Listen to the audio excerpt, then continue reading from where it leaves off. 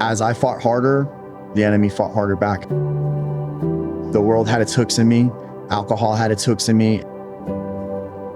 It would just go back and forth until it got worse and worse and worse. My name is Daniel. I'm a firefighter.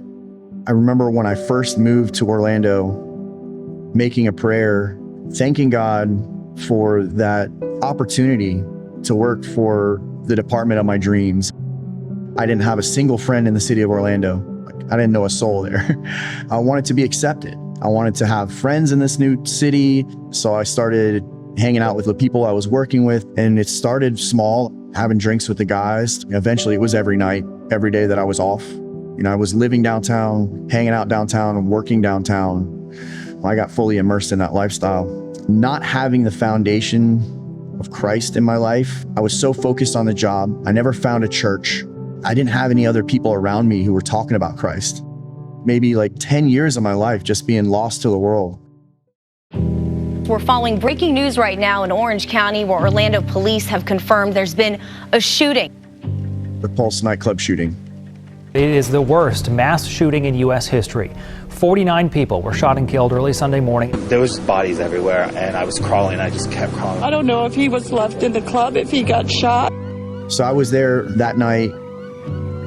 It's hard to explain, but something changed in me.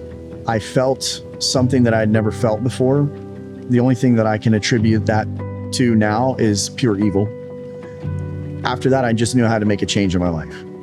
So I actually moved out of the city of Orlando and tried to leave that lifestyle behind, seeking a healthier lifestyle.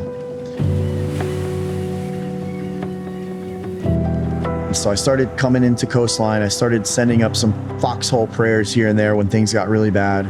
And one of the things that I had prayed for was that God would put a good woman in my life. So shortly after that, I meet Susan. And we hit it off as we were getting closer to Christ, gradually coming into church together here and there.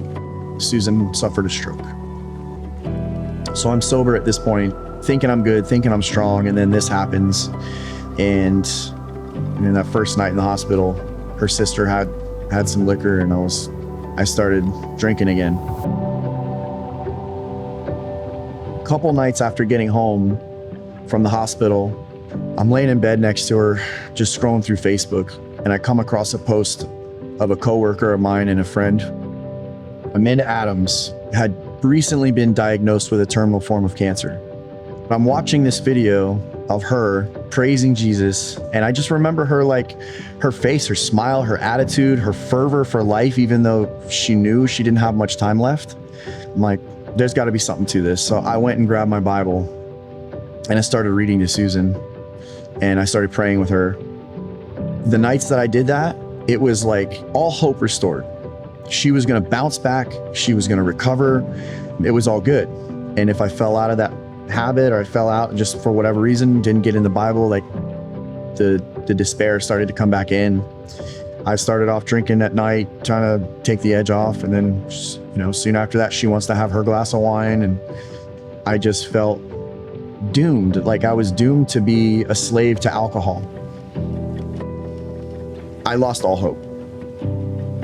I lost all hope that night, and my goal was to put myself to sleep and just worry about it tomorrow.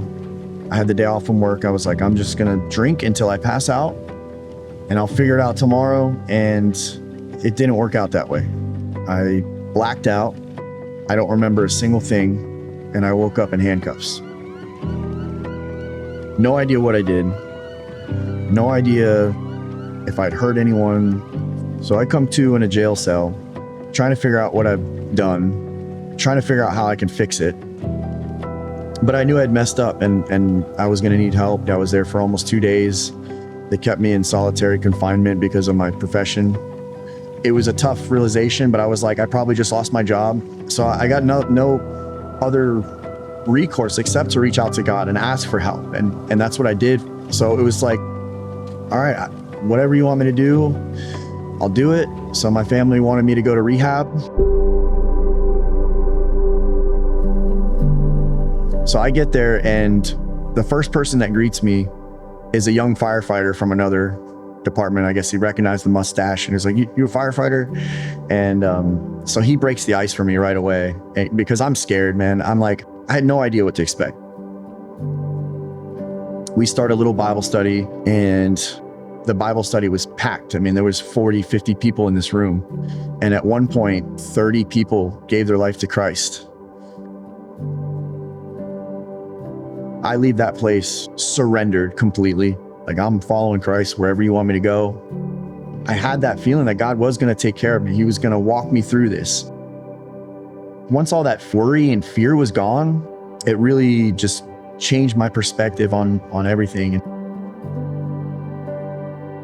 So yeah, Susan and I start coming back to Coastline once I was home from everything. And its number one priority in my life is getting closer to God.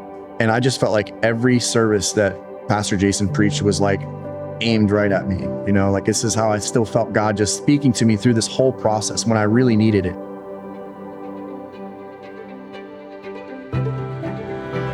So Susan and I decided to get baptized down at the beach. And I definitely came out of the water a changed man. Like, that public declaration really changes things, you know?